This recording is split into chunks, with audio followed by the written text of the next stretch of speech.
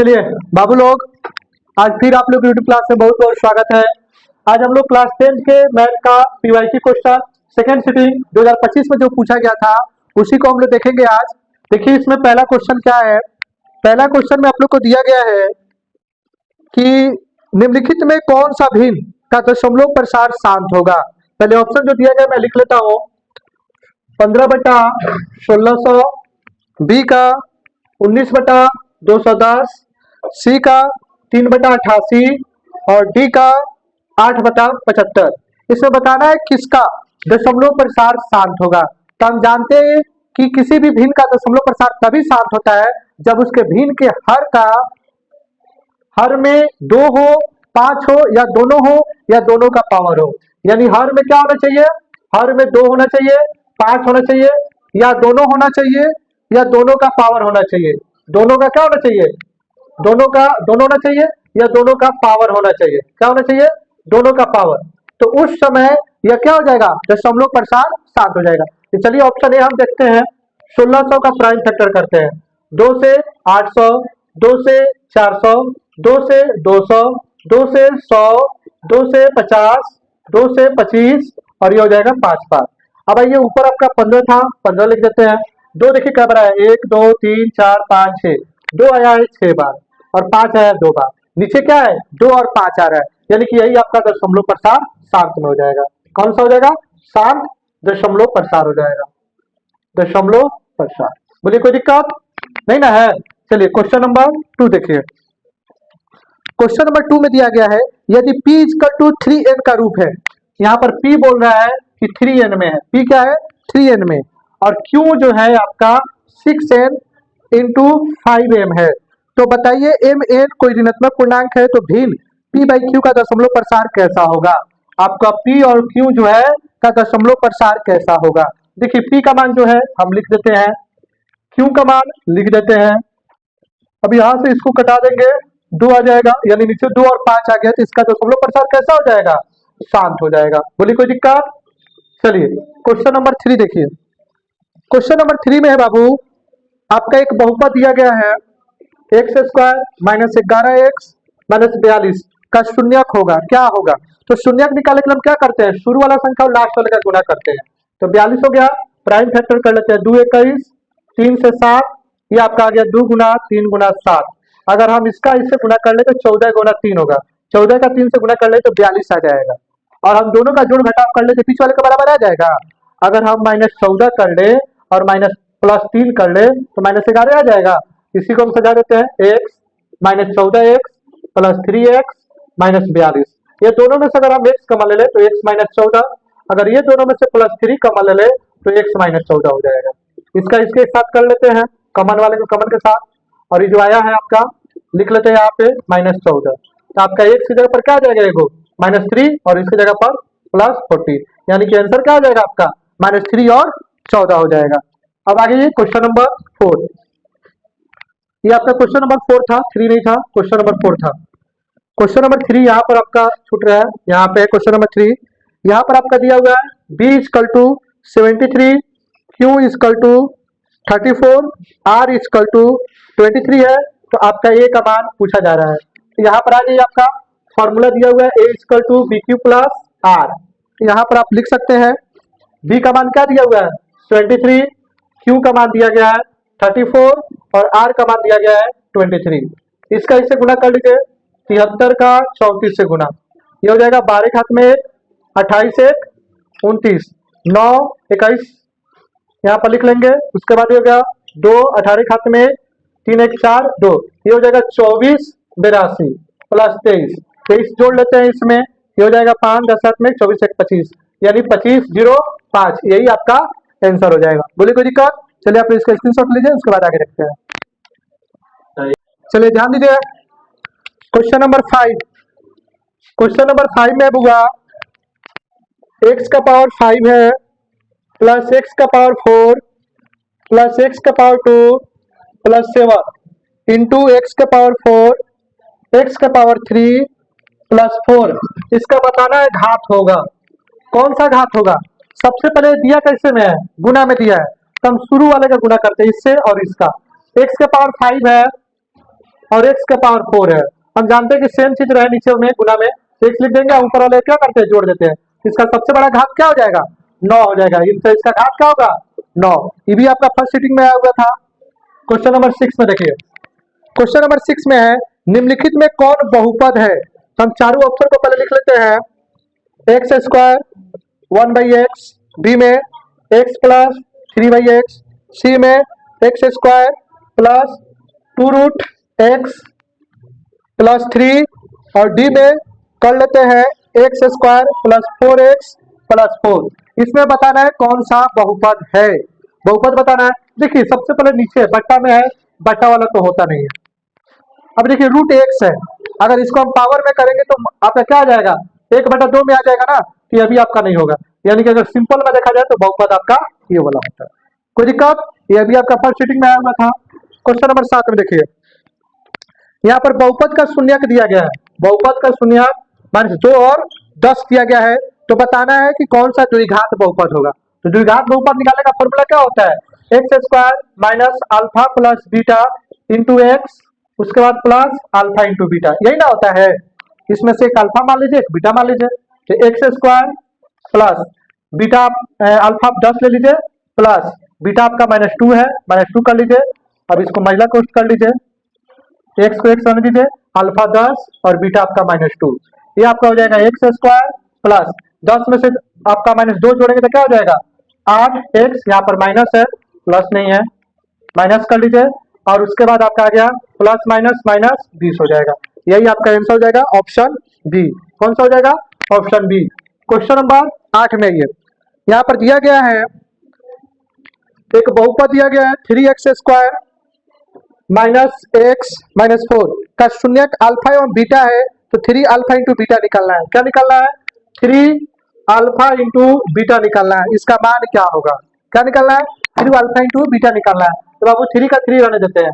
Alpha into beta क्या होता है, इसका फॉर्मूला क्या होता है, c/a होता है। क्या होता है, c/a। 3 का 3, c का मान क्या है -4 और a का मान क्या है 3, 3 से 3 कट गया, यानी इसका आंसर हो जाएगा 4। बोलिए कोई दिक्कत, -4 आपका आंसर हो जाएगा। जो ऑप्शन है आप लगा लेंगे, ऑप्शन बी है। क्वेश्चन नंबर 9, क्वेश्चन नंबर 9 में दिया गया होगा sin 45 प्लस cos 45 का मान। ये भी क्वेश्चन आपके आए हुए थे फर्स्ट सीटिंग में। तो sin 45 का मान क्या होता है 1/√2 और cos 45 का 1/√2। √2 का √2 से करेंगे √2 हो जाएगा, √2 का √2 से डिवाइड करेंगे 1 आएगा, 1 ऊपर से गुणा करेंगे 1 हो जाएगा, √2 का √2 से डिवाइड करेंगे 1 आएगा, 1 ऊपर से गुणा करेंगे 1 हो जाएगा। ठीक है, अब यहाँ पर ये 1 1 क्या हो जाएगा 2√2। अब देखिए नीचे √2 है, तो हम क्या करेंगे ऊपर नीचे गुणा कर लेंगे √2/√2। 2 का इससे गुणा कर लेंगे 2√2 और इसका इससे गुणा कर लेंगे तो 2 आएगा, 2 से 2 कट जाएगा, तो √2 आपका आंसर हो जाएगा। यानी कि ऑप्शन बी आपका सही हो जाएगा। क्वेश्चन नंबर 10 में देखिए, यहाँ पर दिया गया है के x square plus 3x plus के, इसका एक शून्यक 2 दिया है, इसका एक शून्यक क्या दिया है 2 दिया है, तो के का मान निकालना है। तो यहाँ पर जहां जहां x है वहां पर 2 रख लीजिए, 3 × 2 प्लस के इक्वल टू 0। ये हो जाएगा 4k प्लस 6 प्लस के इक्वल टू 0। 4k में से के जाएगा 3k, प्लस में जरा के माइनस में 5 के हो जाएगा ना, 4 और 1 5 हो जाएगा, 6 हो जाएगा। उसके बाद आ गया -6/5, यही आपका के का मान हो जाएगा। चलिए आप लोग इसका स्क्रीनशॉट ले लीजिए, उसके बाद आगे देखते हैं। चलिए ध्यान दीजिए बाबू, क्वेश्चन नंबर 11 ध्यान दीजिए।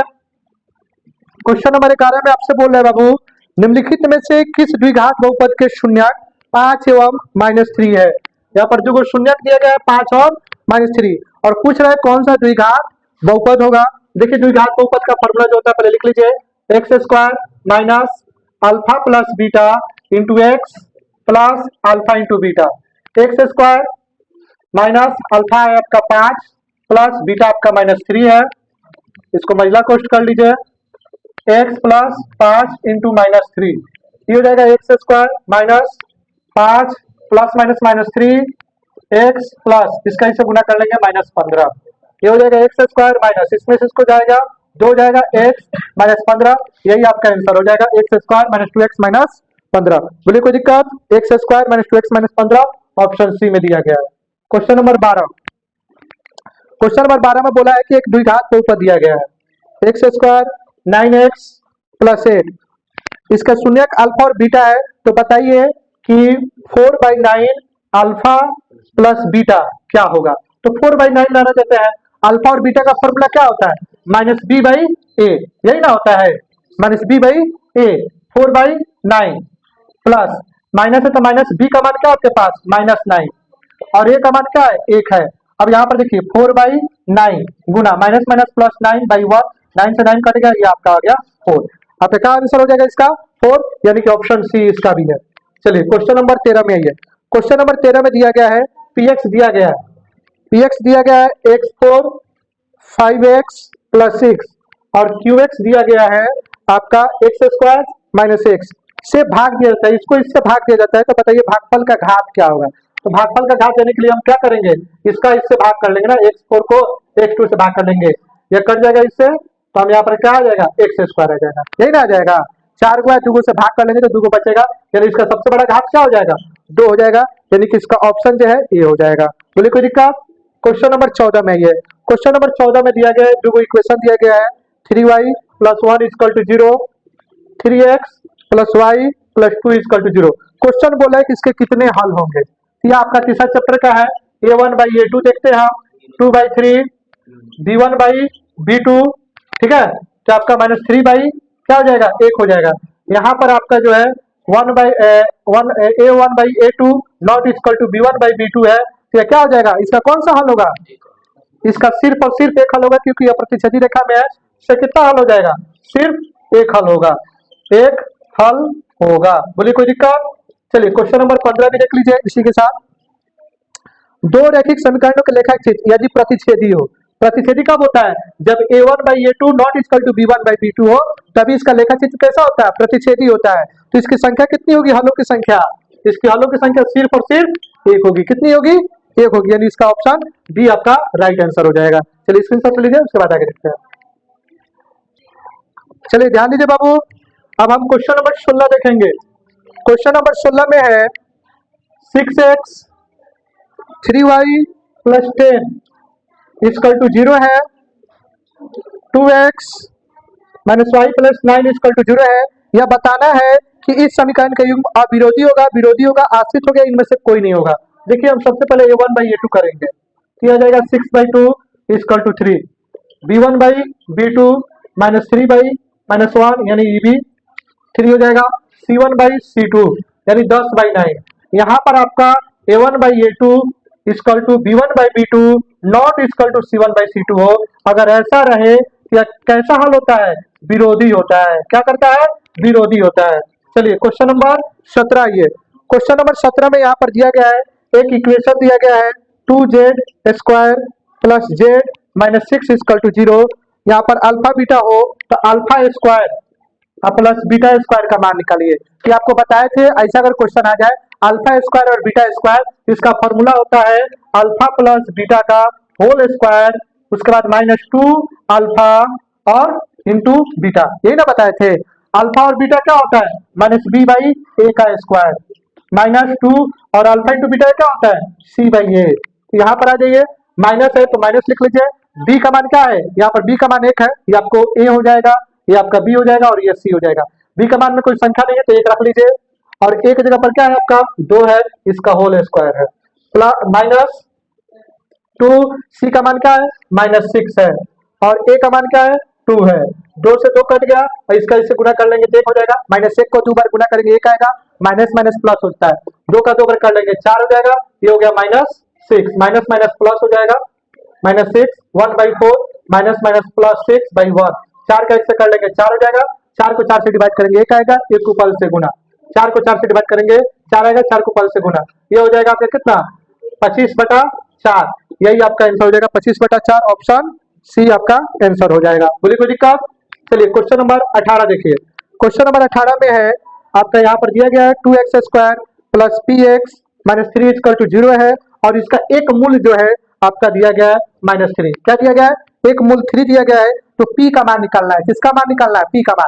तो ऐसा जब भी आए तो इसको x रख लिया जाता है, 2x का मान आपका 3 हो गया, प्लस p x का मान -3 = 0, 2 का 2 इसका 2 बार गुना कर लेंगे 9 हो जाएगा, इसका इससे गुना कर लेंगे -3p हो जाएगा, माइनस 3 इक्वल टू 0।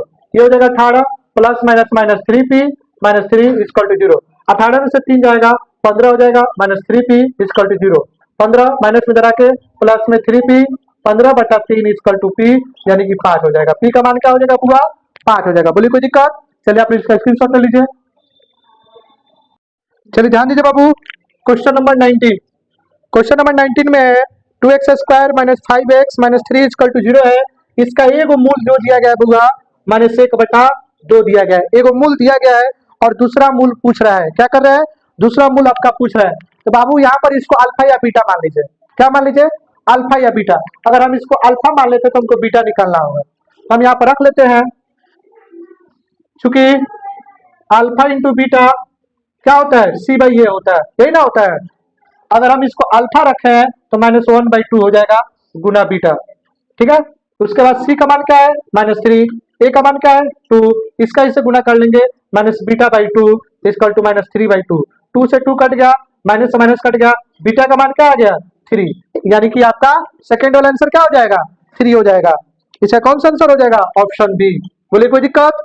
आपको इस तोड़ के बनाने की जरूरत नहीं पड़ी, डायरेक्ट हम फॉर्मूला पर रख के बना दिए, आंसर आ गया है। Question number 20।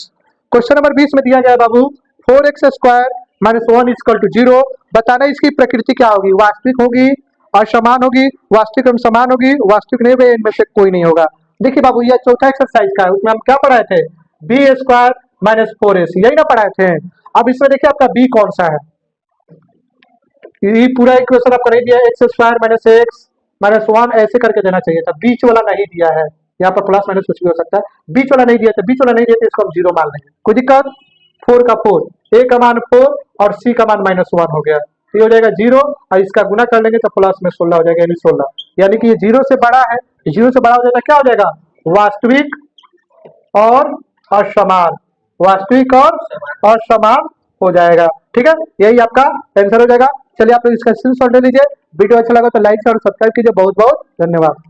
सर 4 का परसेंट